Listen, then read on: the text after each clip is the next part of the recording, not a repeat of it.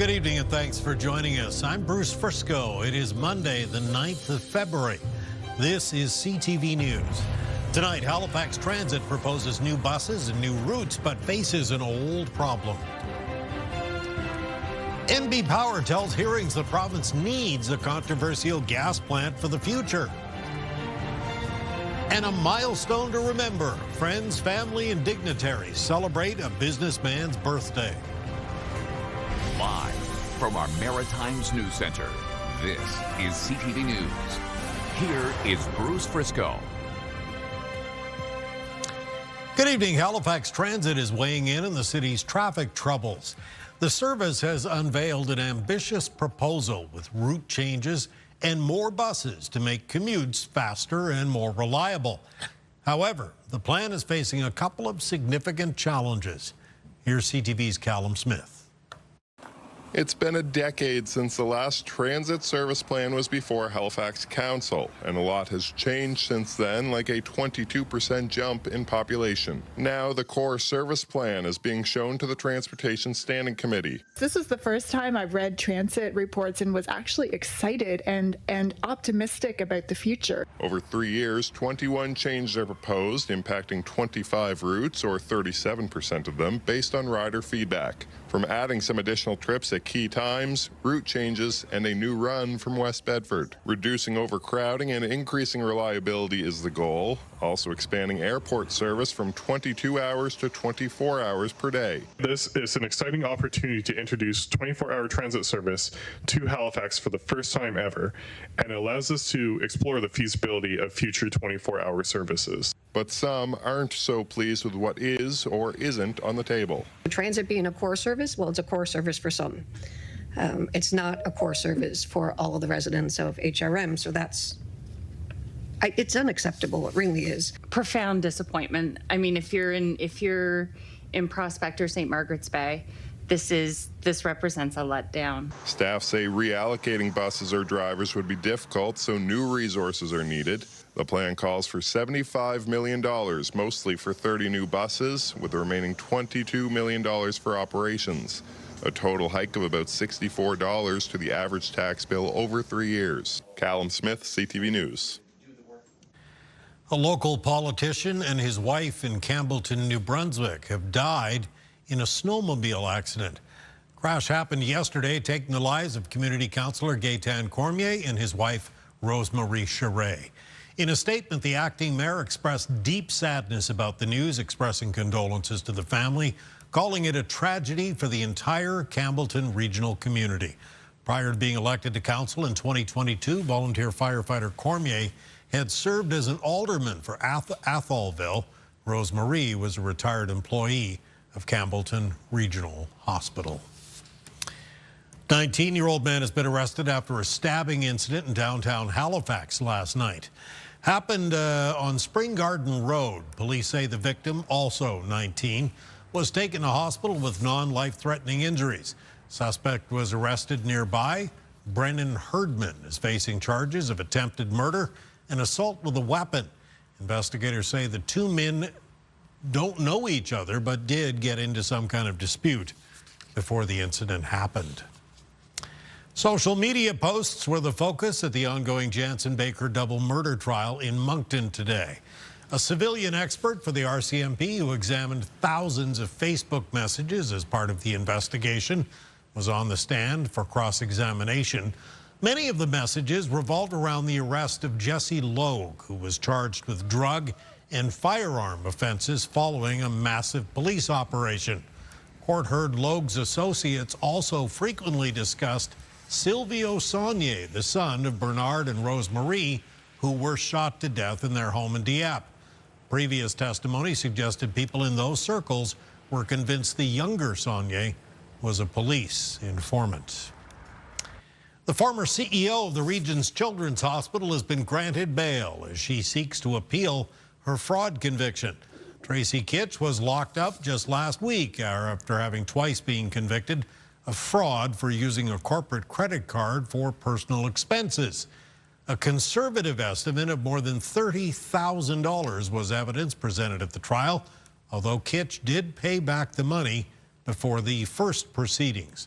Her release today came with conditions. She's surrendering her passport, which is to remain in the country, and that satisfies us that she'll surrender into custody and any residual concerns we have about public confidence in her release. Kitts was released on a $20,000 surety. The case will head back to court in the fall. Get the Maritime's top stories, breaking news alerts, and watch live. Download the CTV News app. A two-part inquiry is being planned to look into last year's cyber attack at Nova Scotia Power. Nova Scotia Energy Board says one set of hearings will examine the technical aspects of the attack in March of 2025, while a separate investigation will look at how the utility collected and stored customer data and how it estimated bills for months after losing communication with the power meters. The cyber attack saw the personal information of about 280,000 customers accessed by a Russian-based actor. That prompted a slew of complaints about large, unexpected bills. Hearings have now started into whether a gas plant near Sackville, New Brunswick should be approved. The project has been controversial, but NB Power maintains it's necessary for the province's future. CTV's Laura Brown explains. NB Power executives were in the hot seat at this Energy and Utilities Board hearing, peppered with questions on why a natural gas-fired generation plant in the Tantramar area is necessary. We're looking at one project to address this. This is the problem NB Power is facing, an energy shortfall by 2028. So they've entered into an agreement with American company Pro Energy, which would build and operate the plant, selling up to 500 megawatts back to the Crown Corp. This gas plant has got to go! Hey, hey! Ho, ho! But the project has been divisive from the start. The surrounding community very vocal about their concerns, protesting outside the hearing this morning. Back inside, the panel was asked just how much it will cost taxpayers to buy back the power. Chief Commercial Officer Brad Cody wouldn't give an exact figure, citing confidentiality. He said the plant itself is estimated to cost Pro Energy over $1 billion to build. So it's likely to cost the utility more than $1 billion, Cody said. We would also have to cover the proponent's operation and maintenance, the cost of the financing of the project, including return on equity and return on debt for that, plus any insurances. The utility is also working on a deadline. Pro Energy wants the EUB's approvals by June, or it could walk away. This hearing continues all week. Laura Brown, CTV News, Fredericton. Businesses that were forced to close because of a big weekend fire in Dartmouth are scrambling for answers tonight. Fire broke out late Saturday night in a vacant unit which housed a Sobeys store years ago. Extra crews were dispatched to keep the flames from spreading. Unoccupied business like that, they're very concerning to us.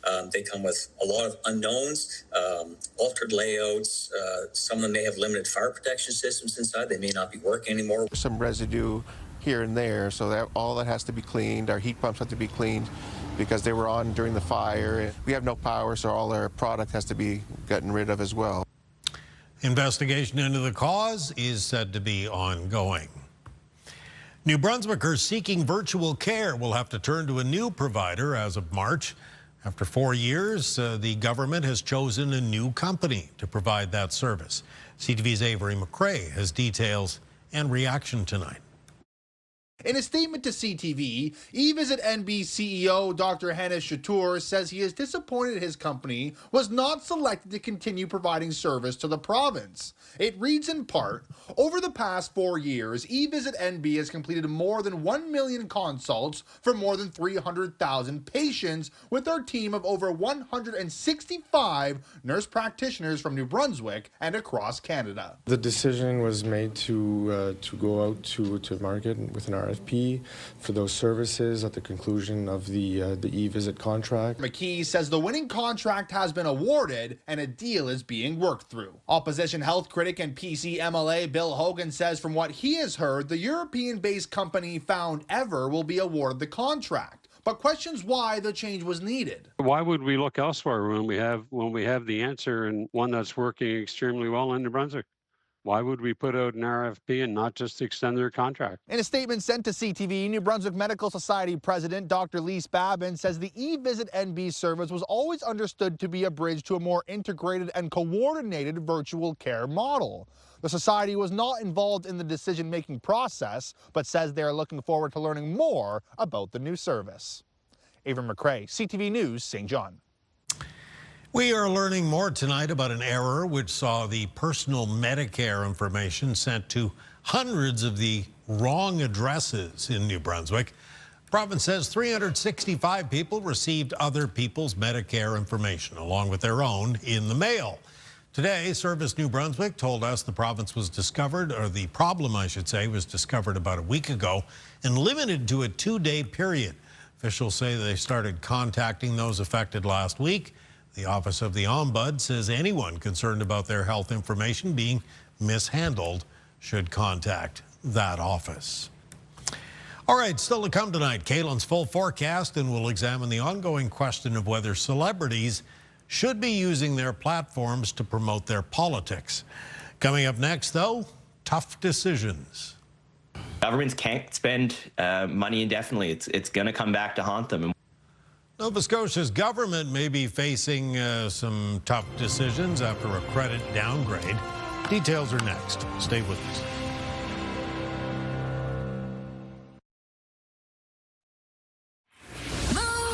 Mornings with Aaron and Peter. Passport to Paradise continues. Win your way right here to Beaches, Turks and Caicos. But time's running out, so make sure you get your passports weekdays starting at 6 a.m.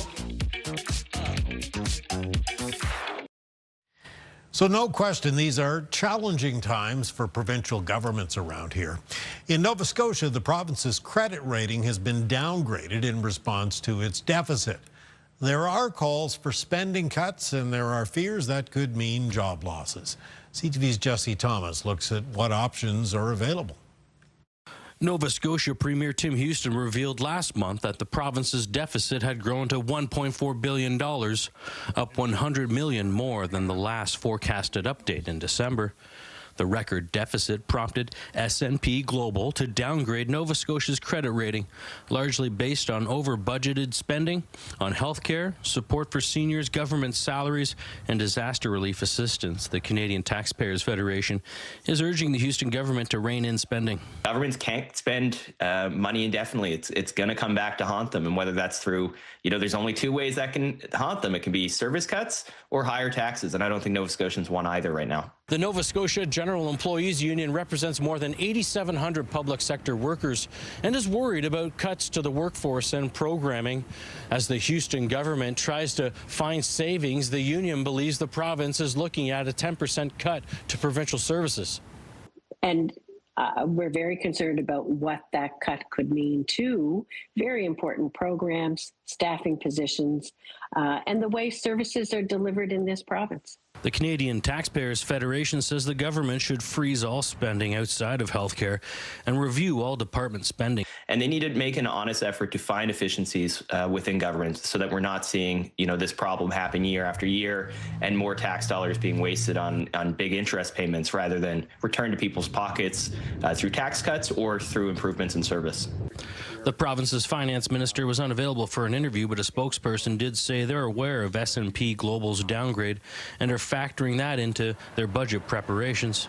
The budget is expected to be tabled later this month. Jesse Thomas, CTV News, Halifax. Thank you, Jesse. Time for a quick little break, but when we return, it is your complete maritime weather forecast, and we do seem to have some weather heading our way. Caitlin will tell us all about it when we come back.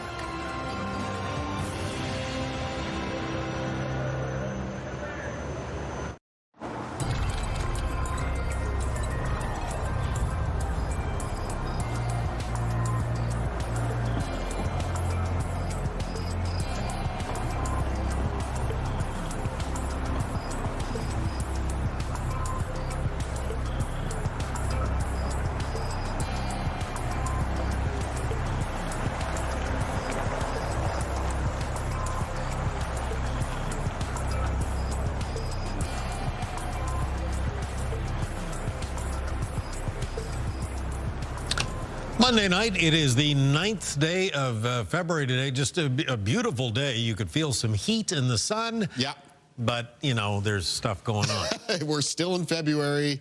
There's still some snow in the forecast. And we're looking at Wednesday for a fairly widespread snowfall for the Maritimes. It is courtesy of an Alberta clipper that is speeding its way across the country, getting into Ontario tonight, and then passing to the south and east of Nova Scotia on Wednesday, but close enough to bring snow into the Maritimes. Now, there are some parts of the region and some flurries for tonight. Prince Edward Island, areas of the north and east of Nova Scotia. Even a chance for those few of those flurries could drift down towards central parts of Nova Scotia, including and around the Halifax area. For tomorrow, aside from PEI and the east of Nova Scotia, that will still have a chance of some flurries. The rest of the Maritimes is going to be sunny or a mix of sun and cloud. Then we'll see some cloud cover return as we make our way through Tuesday evening and Tuesday night. And that is followed up by the arrival of the snow from that Alberta clipper, first into western areas of New Brunswick and western areas of Nova Scotia Wednesday morning. How much snow are we expecting out of this one? Fairly widespread, 10 to 20 centimeters for Nova Scotia, possible pockets of 20 to 30 around the Atlantic coastline of that province, and then snow 5 to 10 centimeters in southern areas of New Brunswick, much of Prince Edward Island, though down in Kings County, potential for 10 to 20 centimeters of snow there. The remainder of New Brunswick could see snowfall totals up to around 5 centimeters. Because the heaviest of the snow is expected for the province of Nova Scotia, a special weather statement has been issued there already by Environment Canada. I guess the good news with this weather system is the winds at this point don't look like they're particularly strong. They are gusty enough that they could create some periods of blowing and drifting snow, but they don't look like they're going to be reaching warning criteria. Now, speaking of winds, for tonight and for tomorrow, winds remain mostly out of the north and northwest for the Maritimes. They'll be a little bit breezier in Prince Edward Island and Nova Scotia on Tuesday, with some gusts getting up between 20 and 50 kilometers per hour. Low temperatures in the forecast for tonight for Nova Scotia. PEI will be falling several degrees below the freezing mark. Most of the lows for New Brunswick between -10 and -17. So cold start to the day tomorrow across the Maritimes. Afternoon high temperatures in New Brunswick between -2 and -6. A lot of sunshine on Tuesday.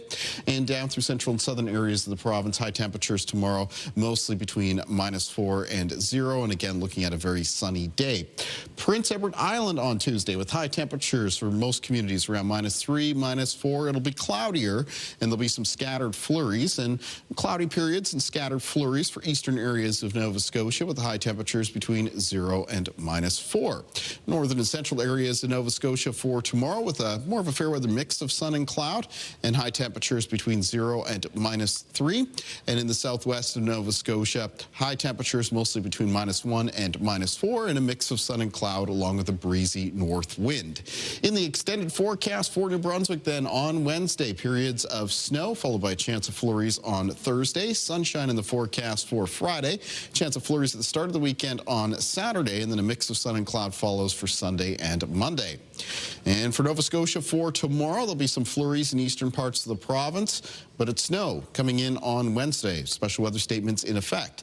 That's followed by a mix of sun and cloud for Thursday and Friday, followed by a chance of flurries Saturday and Sunday, and Monday a mix of sun and cloud.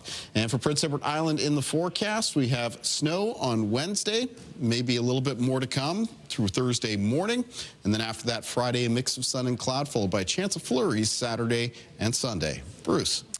Right, you are. Thank you, Kaylin. We'll step aside for just a couple of minutes, but stay with us. We'll be right back.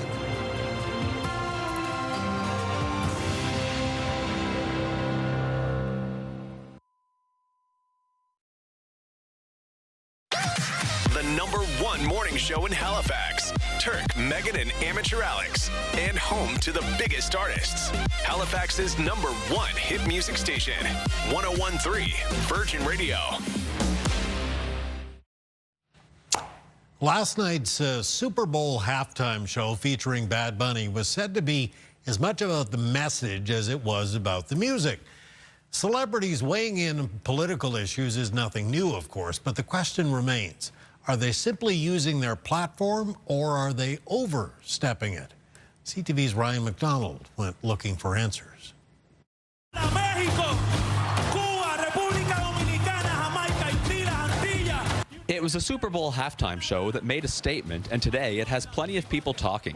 I enjoyed it. It was cool. I liked all of the representation they had. Hello, guys. I'm with my favorite president, the best president of all time. Nicki Minaj regularly takes to social media with her support for President Trump. Other times it's athletes who speak out. For Minneapolis, for the city, they've been through a lot, and we empathize with the citizens here. Well, I think celebrities are torn between the traditional just shut up and sing, or using that platform to relay a political and social message. Jamie Gillies talks about this sort of thing regularly with his students at St. Thomas University. Gillies notes that Bad Bunny has received plenty of criticism for highlighting the economic and social conditions in his native Puerto Rico, while Green Day, a band with a long history of speaking out politically, has also been criticized for just playing the hits. There's lots of pressures on them not to do this. And then there's sort of an equal pressure, especially in the social media environment which we're in, where fans are looking to them as role models. No one is illegal on stolen land. Then there were these strong words from Billie Eilish 2 weekends ago at the Grammys, a message that resonated with Mi'kmaq educator Jarvis Gugu. And when they spread good messages of no one's illegal, everyone's welcome, love is love, no place for hate, Black Lives Matter, so on and so forth. To me, it's uplifting, it's inspiring. Ryan McDonald, CTV News. Thank you, Ryan. Time for one final break. Coming up, a birthday celebration for a businessman and entrepreneur and philanthropist. First, though, it is your wake-up weather. Here's a live look at the roundabout in Halifax tonight. Cool, -6 degrees. Stay with us. Back with Kaylin right after this. Okay, Tuesday morning upon us. We'll kick it off with a look at the wake-up weather from Kaylin Mitchell. Cold start to the day for Tuesday. Morning temperature several degrees below zero in Nova Scotia and Prince Edward Island. Minus double digits for most communities in New Brunswick. Will be some flurries in the morning around Prince Edward Island and eastern Nova Scotia. The afternoon, though, sees mostly sunny skies across New Brunswick. A mix of sun and cloud in western Nova Scotia. Still the chance of flurries, though, for PEI and eastern areas of Nova Scotia, including Cape Breton. Bruce. All right, thank you, sir. Well, friends, family, and dignitaries gathered on the weekend to wish Steinar Engset a happy 84th birthday. As CTV's Jesse Thomas shows us tonight, the Norwegian-Canadian was deeply moved by all the attention. Steinar Engset is many things, a businessman and entrepreneur who created hundreds of jobs here in Atlantic Canada's seafood industry, and a philanthropist who quietly gives back to the community in many charities. The avid sailor was honored on his 84th birthday with a plaque that'll hang at the Dartmouth Yacht Club. The honors that I was given here, my goodness, it's like a good send-off. It's because at 84, you have to enjoy every day you get. Friends and representatives from the many organizations he supported, like military and veterans charities and his church, organized this surprise to say thanks to him for all he's done. Just simple thank you to a man who has given so much of not only his financial resources, but his time. But I was already before that aware of his tremendous support for veterans and the contributions he makes to so many organizations. Engset was born in Norway during the Second World War, and he's never forgotten where he came from, nor the Allied forces who helped liberate his homeland. If these ships had not gotten to the other side, D-Day would not happen. Think about that. A bronze plaque is still being finished and will replace this temporary granite one. An honor for Engset and his dog Bella, who joined him Saturday and is etched in stone. Jesse Thomas, CTV News, Dartmouth. Thank you, Jesse. That is your late news for this Monday night, Tuesday morning. Just a reminder, if you joined us late or you'd like to take a closer look or a second look at any of our stories, ctvnewsatlantic.ca is always your home for news, updates right around the clock. I'm Bruce Frisco. Thank you for staying up late with us tonight. Have a good evening. We sure hope to see you again tomorrow.